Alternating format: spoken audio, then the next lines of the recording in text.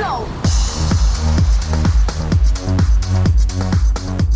Welcome to episode 164 of the Gluttons For Punishment Podcast, or GFP, a Toronto Maple Leafs and NHL podcast hosted by Michael Lepore and Anthony Bruno. He's Lepore, I'm Bruno. Thank you so much for listening and watching us on YouTube as well. We are in the home stretch of the NHL regular season.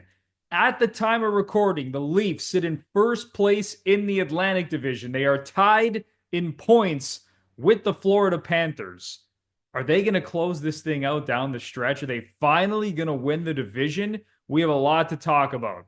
Auston Matthews, John Tavares, Leafs first round opponent. The playoffs are coming quick. And I promise you want to stay tuned until the very end because this episode is going to be jam-packed.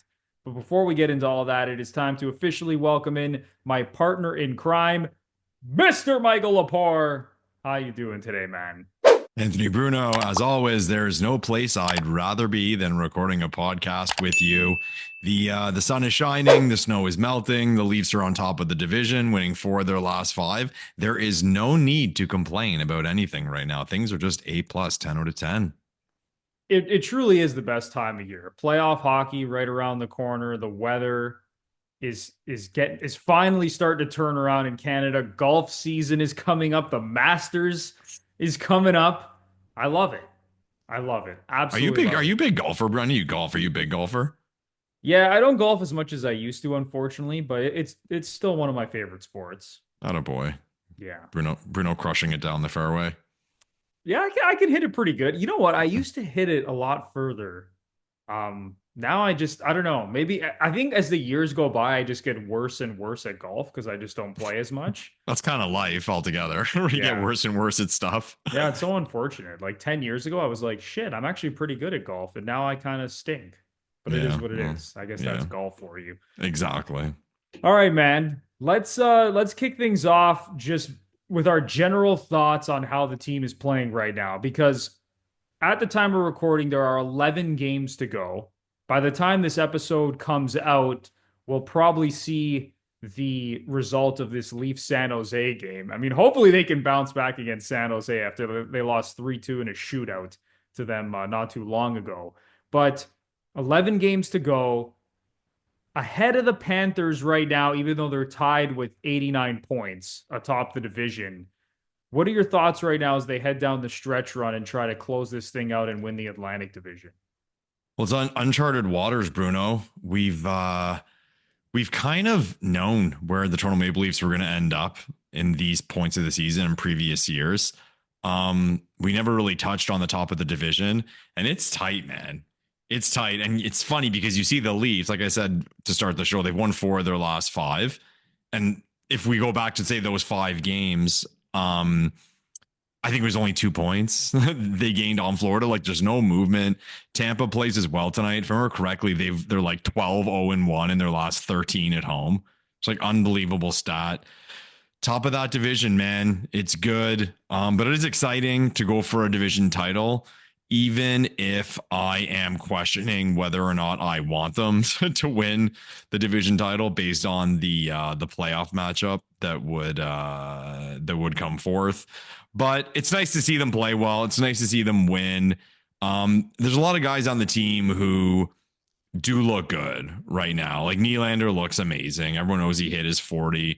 John Tavares is like, my boy. You know what, man? You know what? I've been a John Tavares fan on this show. I look over my right shoulder. If someone would have told you 7 years ago that in year 7 he'd be putting up these numbers, we'd 100% take it. 100%. Agree. And like to me, people are always going to point to the criticism and all that because of the playoffs. But as far as production goes, we got the contract out of him. I think we got the contract out of him. Like if I'd like to see a measure, some sort of algorithm of like, what is John Tavares' value this year?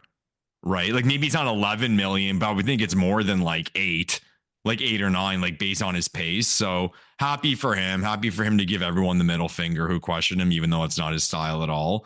But kind of funny. Our bipolar Toronto Maple Leafs, we were shitting on them last show. The sky is falling. Why'd they make the deals they did? And now we're top of the division. Bruno, what do you think? Not so fast, Lepore. Not so fast. I know the Leafs have turned things around a little bit here. Like when we recorded our last show, they were coming off a 3-game losing streak, that blown lead to San Jose. They get pumped against Vegas, pumped against Colorado. Morale just at like a season low at that point. But they have turned it around a little bit. Like since we last recorded, they beat Utah. They did lose back-to-back games against Florida and Ottawa, but then beat Calgary, beat Colorado, beat the Rangers. Had kind of an awful loss, not kind of. It was an awful loss against Nashville, a team that is in complete shambles. So they lose that game, but then they bounce back against a god-awful Flyers team. So when you look at their recent stretch of games, yes, they've won 4 out of 5, but they haven't really beaten anyone good outside of the Avalanche. And if you remember in that game, the Leafs got heavily outshot by Colorado, and Joseph Woll was unbelievable in that 2-1 win. The issue that I have with the Leafs right now is that game after game, and it just feels like all season, they have not been controlling play. They get outshot against all of these good teams. They have to rely on their goaltending. I just don't think it's a recipe for success heading into the playoffs. I love the fact that they're in first place. I love the fact that John Tavares is playing really well, giving me a big middle finger because I've been writing that guy off for the last 2 to 3 years. I love that Nylander has hit the 40 goal mark again. Unbelievable. 3 years in a row that he's done that. It's kind of crazy. Like, remember when everyone was trying to run that guy out of town? Like everyone, the old joke, like everyone's uncle wanted to trade William Nylander, right? Like he was the one guy that just kind of took all the shit. And now look what this guy has done the last like 3 to 4 seasons. It's just amazing to see the player that he's become. So that's been a bright spot. So I'm not going to say there aren't any bright spots. Like Bobby McMahon, that's another bright spot. 20-goal season for Bobby McMahon. Matthew Nyes, he might hit 30 goals this season. Like, so there's definitely some positives, but when I just look at the bigger picture and I look at the numbers, I just don't love how they've been playing against good teams and against playoff teams. And anytime they play a good team, they usually get outshot, outchanced, and they usually get outscored and lose the game. So I'm still not overly optimistic heading down the stretch.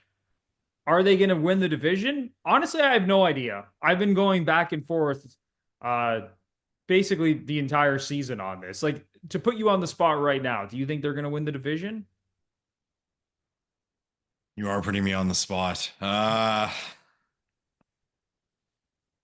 honestly don't know. Like, it's gonna come down to like a point, 2 points, a shootout win. But we play Florida 2 more times.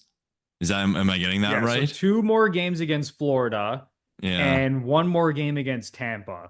Okay, those are going to be massive games. Obviously, yeah, that's like 20. That's like 25% of our remaining games. I'll say no, but it's agonizingly close. Like it's like a tiebreaker or 1 point. That's how I'll predict it. And they end up in second. Yeah, I don't think we're going to win the division. We just don't win. We just never win the division. Yeah, and I don't know. Maybe that's why. I don't want to, I'm not going to just base it on history. Like what happened in the past has nothing to do with what's going on right now with this team. I just don't think that, like, I don't think we're going to take like 2 out of 3 out of those 3 games against Florida and Tampa. I could probably see us going like 1-2 in those 3 games. And I think that's probably going to do us in. And also, whatever happens on this California road trip, like this is huge, right? Like can't blow these games against San Jose and Anaheim. The LA Kings at home are an absolute wagon. So you might have to chalk that one up as a loss. And then, yeah, it's going to come down to those games against Florida and Tampa. I'm going to say the Leafs narrowly miss out on the division title. Yeah, but second place, not third. Yeah, second place. Do you think they care? You think in that locker room they care if they win the division? Whether it's just pride to win the division or who they'll match up against? Honestly, I don't think they really care. Yeah, Like, I feel the I don't same. know. It's like this team now has lost in the first round every year except the year that we beat Tampa and then lost to Florida in the second round. I don't think they give a shit, to be honest with you. I think, they know they're getting into the playoffs. I don't even really think they care who they play. Like, Yeah. I don't know. I could be totally wrong and I could be misreading this entire situation. It just seems to me like they really do not care. And that, you got to get through this, all the same teams anyway, if you want to make a deep run here. Like, Yeah. honestly, Lepore, I like, I don't want to play any of these teams in the first round. I don't want to play Florida, who I think is like the most well-rounded team. I don't want to play Tampa, who's a great team. I don't want to play Ottawa because of the embarrassment of losing to Ottawa in the first round. I don't even want to play like Columbus or the Habs, God Oh, forbid. come on. Oh, come on. You take Columbus or the Habs, I think. Come Okay, on. Columbus has been playing like shit and they're Yeah, come probably on. not going to get in. So maybe, I'd put them ahead of everyone else. But can you imagine Leafs Habs in the first round? Like, that's another one where I feel like there'd be more pressure. Well, there would be. There would Yeah, definitely be more 100%. pressure on the Leafs against the Senators or the Habs than there would be if the Leafs played the Panthers or the Lightning in round one. Yeah, see, the way they're going to be, it's like the question, right? Oh, did they make a run this year or did they do anything different? If they say, okay, let's say the Leafs do win the division, and in the first round they play Ottawa or say Ottawa or Montreal, whoever they end up against, and they win. Okay, they win the series. Then in the second round they line up against Florida and lose. It's the same discourse. Like no one's like, Yeah. wow, they won a round again. Like so, No one's going to care. no one's gonna care. So And that's why I think think the players don't care either exactly. because they know the same thing is coming. If they beat one of these lesser opponents in round one, as you mentioned, like Ottawa or Montreal or whoever sneaks into the playoffs here as a wild card team. And then if they end up just losing in round two anyway, people are going to say the core can't get it done. These guys stink in the playoffs, blow it up. The same narratives that you've been hearing now for the last number of years. So that's why I think the players don't really give a shit either because they know no matter what, they're going to face the exact same situation. And they're gonna have to like they gotta get you would think to like the conference finals this year, That's the right? bar. That's the For bar. the discourse to change. Would you agree with 100%. that? Yeah. Yeah. I think, and it's so stupid because it's like, okay, well, you're going to play Florida, say in the second round, you lose. And if you lined up against them, say in the conference final, you lose. To me, it's the same thing, right? Like I always make the argument, and I'm gonna get in the Brady discussion, Bruno. How people say like, oh, like how many Super Bowls he made. It's like, well, if you lose in the Super Bowl or you lose in the first round, it's the same result. You just happen to play that team when you played them. So I think the conference finals, just for the optics, is the bar. Like I've made the argument a million times on this show about how the Leafs, I mean, I'd say minus the Columbus loss and minus the Montreal loss, the teams they play, like those weren't first round matchups. And every time they went 7 for crying out loud. So like what difference did it make whether that was in the first round or the third round? And if you want to look at it broadly, it was 3 years ago now when Tampa beat us in 7 and they made the final. So we were up 2-1 and 3-2 and had game 7 at home against the team that ended up going to the championship. They didn't win it that year, but like in a weird way, it's like you should be proud of that you pushed that team that far, but we're past Respecting that. the handshake line. Well, we're past but I'm saying now like we're totally past that. Like we want to see results. I'm just more making the point of it doesn't matter to me. And even if the Leafs do say if they end up in the 2 spot, well, again, if they end up in the 2 spot and this is a question, okay? I'm having a hard time finding my words. This is the question. Will the optics be better if they beat Florida in the first round and lose to Tampa as opposed to beating Tampa and then losing to Florida? Because I think beating Florida, people would look at that as significant. I do agree. If the Leafs are able to take out Florida, whether it's in round one, round two, whenever they do, I think that'll change things a lot because they've made it to back-to-back cup finals. They're the defending champions. I think they're viewed in a little bit of a different light, especially since we've already seen the Leafs beat Tampa in round one, since Florida is still viewed as the class of the division, maybe the class of the entire conference. I think that would change things a little bit. But man, if this team goes out in round two, like I don't care who they beat in round one. If they go out in round two, even if it goes 6 or 7 games, I guarantee the exact same discourse is going to be there. I will not, for one, be coming out here and being like, well, there's progress. Round two, we made it to six games against Tampa. Look at this fantastic progress. This team's well on its way. Matthews, Marner, and Nylander are in year 9. Year 9 in the NHL. It's not about any more baby steps. This team needs to take a giant leap, and they got to do it quick, or else. I mean, I feel like we have this conversation every year, or else who the fuck knows? Are they going to blow it up? Are they going to trade somebody? I don't know. I have no idea, but they got to take a big step. Be the leafiest thing ever. What would that be? Say finishing second, beating Florida or Tampa, and then in the second round losing to Montreal or Ottawa, who upset the number 1 seed. That truly would be one of the leafiest things. People do forget, ever. Man, and like I'd love to pull up the Kipper and Bourne. When Florida beat Boston, when we beat Tampa, people were like, the Leafs are going to kill Florida. It's so weird to think of that now. I remember watching Kipper and Bourne, and Kiprios was like, oh, he's like, I'll give them 1 game to be nice. Leafs in 5. It was like a comment like that. And like, they go stupid and weird. That sounds now. A team went to the final and then won the cup last year. Right. But it's just, we avoided Boston. So it felt leafy at the time. But now you look at it and you're like, oh, no, they're a wagon. So, yeah, just when you think the Leafs have hit the lottery like they did in the COVID season when they played the Habs in the first round, it was the same thing the year that we played Florida in the second round when they were the bottom seed in the playoffs. They come back from 3-1 down against Boston, miraculous comeback. And then we think, oh, we're going to stomp this team in round 2. And they end up beating us in 5 and going to the cup final. So just when you think the path is laid out perfectly for the Leafs, that's when they usually let you down.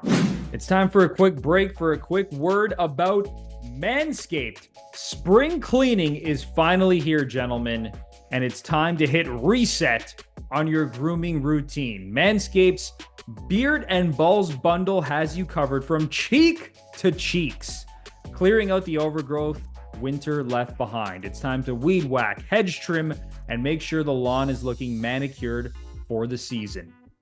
And the way you're going to do that is by heading to manscaped.com and using our exclusive code GFP20 for 20% off and free shipping. Lepore, it is time to do some spring cleaning. Spring cleaning, Bruno. The snow is melting here across Canada. It's time to clean up that body and have it ready for bikini season. Don't be the guy where you can see the ball hair on the balls creeping out from the, what's it called? The banana hammock. Is that what they call it, Bruno? You don't need that. You don't need that. It's gross. Go to manscaped.com. Put items in your cart. Promo code GFP20 for 20% off and free shipping. Do it. Spring cleaning is not just for your house, gentlemen. Ooh. It is for your temple, your body. Clean that shit up. Get your shit in order, gentlemen. So head to manscaped.com for 20% off and free shipping using our exclusive code GFP20. That is code GFP20 for 20% off and free shipping at manscaped.com. We got to talk about Auston Matthews here for a second, Lepore. Who? Because listen, I'm going to run off some numbers here, and they're actually like pretty impressive when you think about it. Not quite up to his standard, obviously, but if you look at his production over an 82-game pace, he would be on pace for 40 goals and 94 points over 82 games. So it's not bad. But when you watch this guy game in and game out, and yes, there have been moments where he looks like vintage Auston Matthews, like that recent 2-goal game that he had. Now I'm blanking on who he scored those 2 goals against. I believe was it the Rangers? Maybe not the Rangers. Oh no, you know what? It was in that Calgary game. It was that 6-2 win over Calgary. He had like those 2 nice shots, and it's like vintage Matthews. But it just seems like he's just not the same guy. He's not playing well. He has 2 5-on-5 goals in 16 games since the Four Nations break. We're talking about the best 5-on-5 goal scorer since he stepped into the NHL, and he is just not producing at the same clip. The Leafs 5-on-5 numbers across the board have actually been bad this year. Like they're essentially in the bottom third of the league in both like expected goals for percentage at 5-on-5, shot attempts percentage at 5-on-5. And you know what? Maybe a lot of it has to do with Matthews not being his dominant self. But what's your take on 34 and how he's been playing? He's injured. Everyone knows it.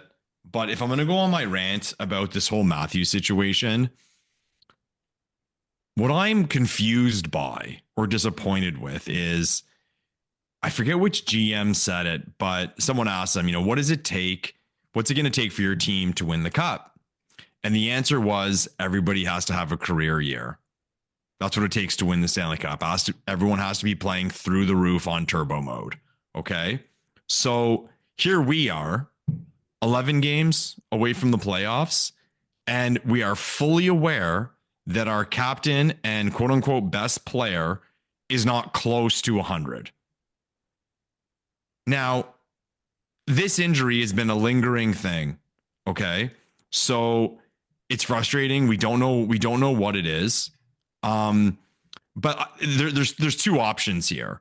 Option number one is this is something that's going to affect him for the rest of his career and he'll never be the same, which I sincerely hope is not the case. And even if you're not a Leafs fan, you don't want that. So that's number one. Number two is it's something that he needs the off season. He at least needs the off season, and a long off season, he can get the recovery he needs and come back to 100% next season. But so to me, it's one or the other. It's one or the other. So if you polled Leafs fans and said, can the Toronto Maple Leafs win the Stanley Cup with Auston Matthews at like 60 or 70%? The answer across the board is no, we can't. It's not going to happen. And that's not a shot at the team.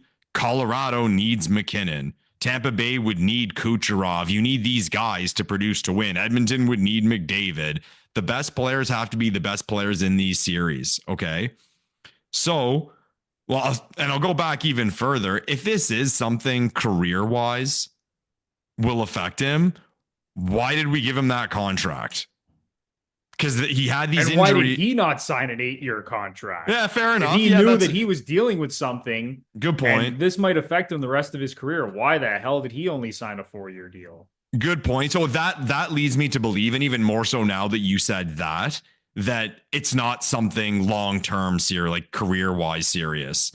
But he is injured. Like, we're here now. Auston Matthews is injured. If you're the management, okay, why would you trade away what you traded away at the deadline to get incrementally better? Now, I know Carlo and Laughton have term, but was it 2 first-round picks and Fraser Minton, one of your best prospects, you just tossed away at the deadline? That's a lot, man. That's a lot. And if it's me, and maybe I'm galaxy braining this, but save those assets for next season when Matthews is at 100%. Why do it now when you know this guy isn't there? The other thing is too, okay, well, why hasn't he been shut down? Like, this whole thing is confusing. Like, a book could be written about Auston Matthews' season this year. At any point, like, I mean, he had that break early in the season. What he missed, like 10 games, 15 games. Am I getting that right? Yeah, something like that. Yeah, but like as the season's gone on, we've seen he's not at 100. Shut him down. Or let's pull a Vegas, and why don't they shut him down and then load up, and then he comes back for game 1 of the playoffs? He has an injury. You can justify it. So I don't know what to say. Like I don't have answers to this. And how Toronto works like Fort Knox, we're not going to find out. Well, people don't even know what the injury is. I've heard everything: wrist, back, lower body, everything. Who knows? But I'm confused, Bruno. I'm confused by how the season has played out for him. I'm confused by how the management handled the deadline, knowing that their best and most expensive player will not be at 100%, because I don't think you can win the cup or even make a serious run at the cup being in that position. I'm wildly confused by everything that's been going on with Matthews this year because even go back to the Four Nations, right? So he misses that big chunk of time before the Four Nations. He comes back, plays in the Four Nations, and at least he looked really good in the last game. I don't want to say he looked great the whole tournament, but the game against Canada, he was unbelievable and probably should have won the game for Team USA. Comes back to the Leafs and has basically not missed any time, but has not been his usual self at all. Like the explosiveness isn't there, the goals aren't there, even like the shooting barrage isn't there. Like there are nights where this guy's just firing pucks from everywhere. He looks dangerous. And listen, he's been hitting some posts here and there. I shouldn't say he doesn't look dangerous at all, but he doesn't look nearly as dominant as we've seen him in his like 70 goal season or his 60 goal season, right? Sorry, you were it's that little gap, Bruno. It's that little turbo mode thing that he would go into that's not there. Like, and it's the difference of hitting the post or just missing compared to going in. But it feels like that's all the time. And the Leafs they have such a good medical staff that I feel like if he really truly was injured, like maybe he was earlier in the season when they sent him to Germany and he's getting all these tests done. Like, I feel like they would be holding him out of the lineup. Like, if it was that bad, if it was something that was going to affect his career long term, I feel like they'd be like, sorry, Auston, you are the crown jewel of this franchise. Like, we cannot risk this. And we are good enough with the way that Nylander's playing, the way that Tavares has been playing, the way that Marner's been playing all year. Like, we'll be fine. We'll get into the playoffs. Rest up. We need you at your best. Exactly. So he must be playing through something that the team has obviously cleared him to play through, that he's comfortable kind of battling through. I don't know. Maybe it's some sort of injury where he's just managing it. He's learning to play through it, and it's not bad enough where he can sit out of the lineup. So that's why, like, I know everyone's saying he's injured, but like, I don't know. Like, maybe he's not as injured as we think, and maybe he's just having a bad season.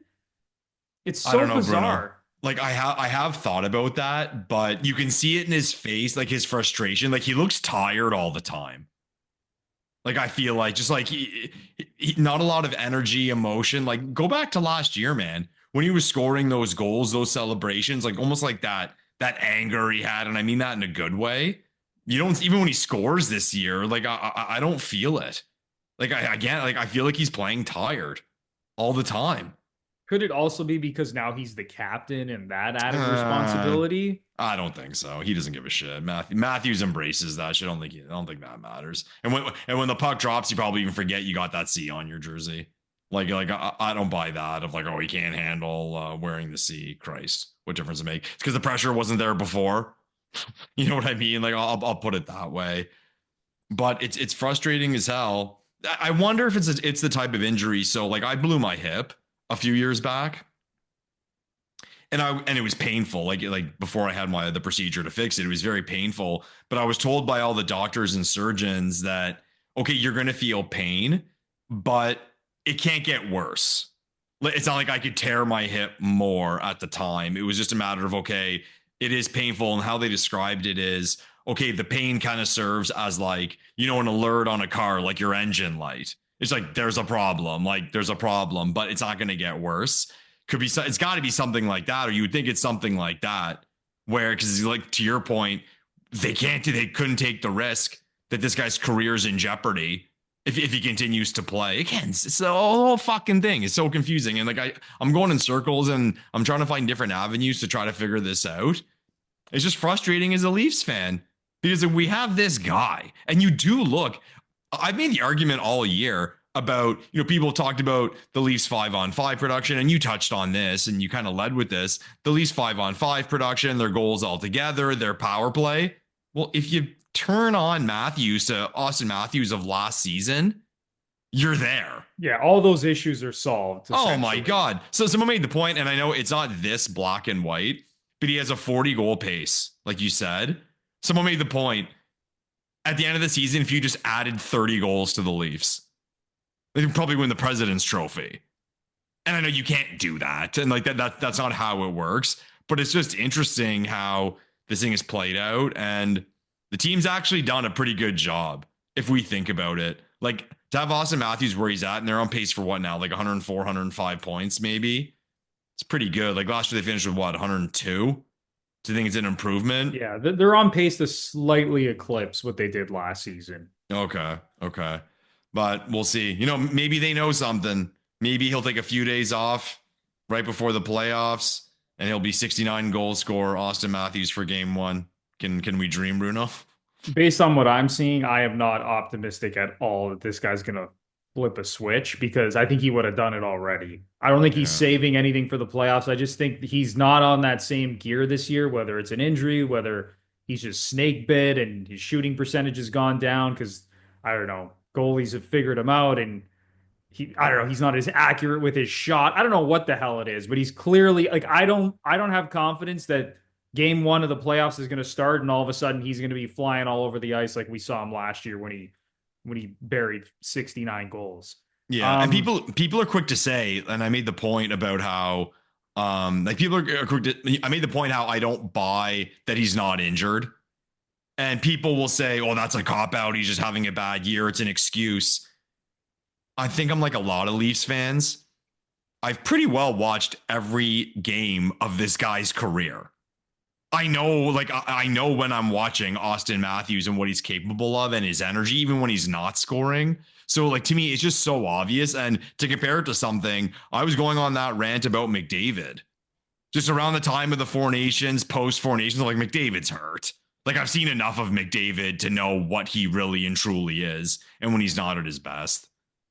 Yeah, and McDavid's going through the same thing this season. He has not been nearly at the same level as we've seen him in the past. He's kind of going through. I'm not saying that he's also injured. I mean, right now, technically, he's out of the lineup. Him and Draisaitl are dealing with injuries, but he has not been his usual dominant self who's leading the league in scoring. Like that guy's been McKinnon this year. Usually it's McDavid putting up, 130, 140 points.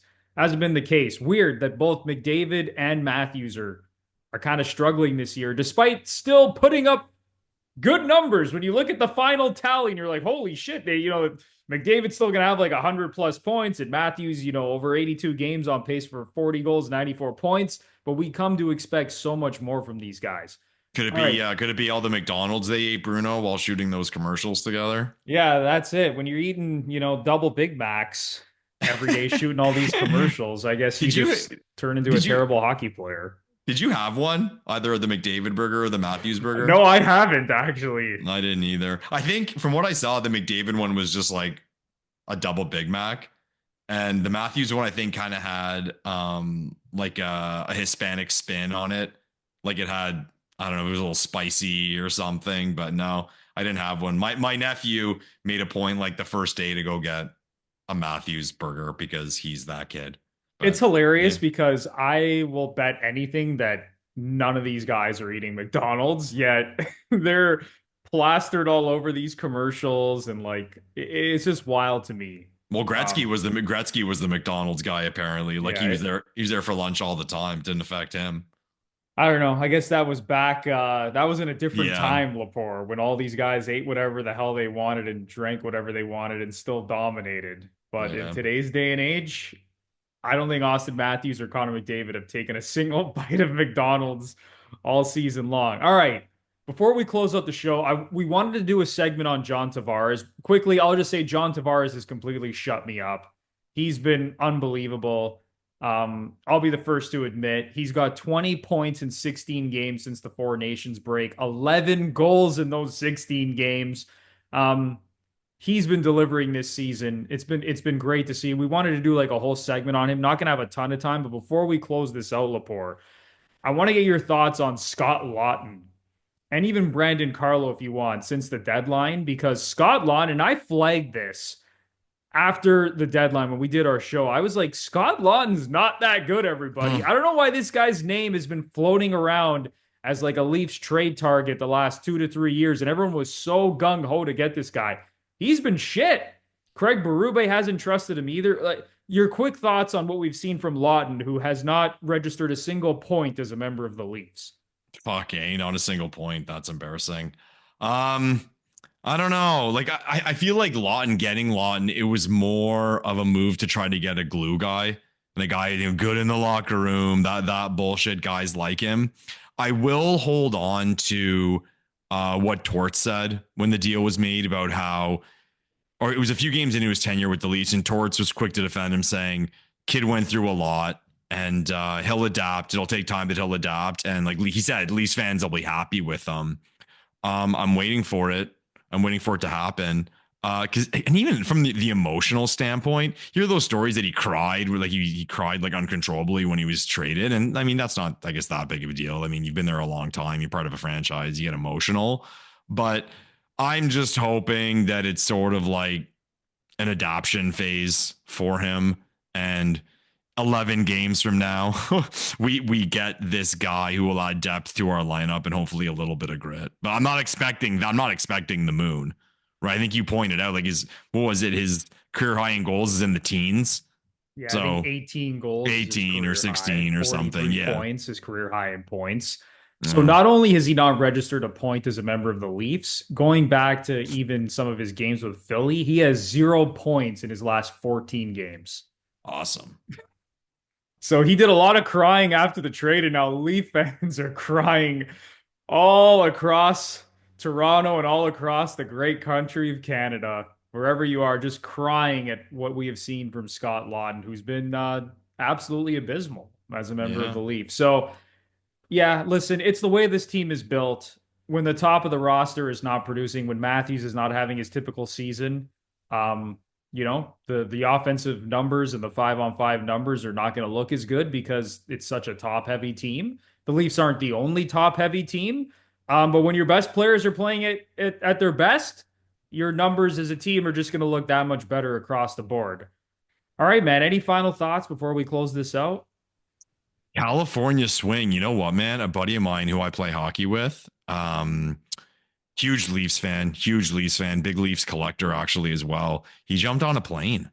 He's at the game tonight, and then he's going to the other two in California, like living the dream, doing the California swing. I think almost every fan of every team has thought about doing that, because like, why not? Why not go see the beautiful state of California and see your favorite team 3 times?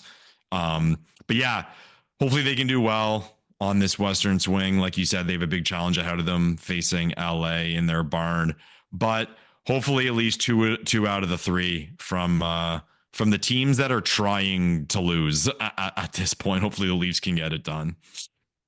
Yeah, I don't know what to expect from the Leafs during this California swing. I could see them losing all 3 games. I could see them sweeping. I could see them going 1-2, 2-1. I don't know what to expect from this team right now. Next year, Lepore, maybe we should do a GFP giveaway for the California road trip. Oh, yeah. Tickets to every game, hotel accommodations. Sure. We're not giving spending money because our dollar shit now. That's where we're going to draw the line. Holy cow. Yeah. All right. Well, that's going to do it for episode 164 of the Gluttons For Punishment Podcast, or GFP, a Toronto Maple Leafs and NHL podcast hosted by Michael Lepore and Anthony Bruno. Whether you're a longtime listener or if this is the first time you're ever listening to this show, it would do wonders if you give us a 5-star rating and review on either Apple or Spotify. And if you're watching us on YouTube, something as small as just hitting the like button, writing a comment down below, and of course, subscribing to the channel would do amazing things for this podcast. It really helps the YouTube algorithm, and it helps get the show out to people who maybe haven't discovered us yet. So it would be greatly appreciated if you could help us out. But that's going to do it. We'll see what happens with the Leafs here down the stretch. We will be back soon to break things down as this team heads into the playoffs. So enjoy the hockey. Go Leafs go, and we will chat very, very soon. Thanks, everyone.